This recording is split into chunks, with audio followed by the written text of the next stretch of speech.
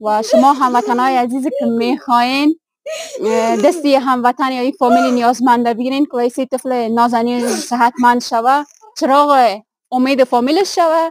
دیگه یادتان نره شماره که روی تصویر موبایلتان یا تلویزیونایتان میبینین روی اسکرین تماس بگیرین و کمک هایی که داشتین مستقیما ما به فامیل میرسانیم. مقدار پول ناچیزی که از طرف بنیاد بهرام هست تقدیم مادر جان میکنیم، انشالله که یک حصه از این مشکلاتشان حل کنه.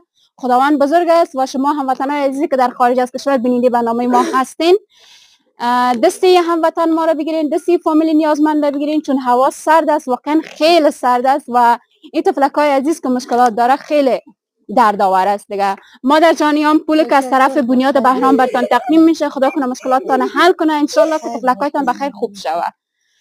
هموطنان عزیز تا برنامه بعدی هم شما را به خداوند یکتا میسپارم. یادتان نره که بهرام تیوی را سابسکرایب کنید، لایک کنید، شیر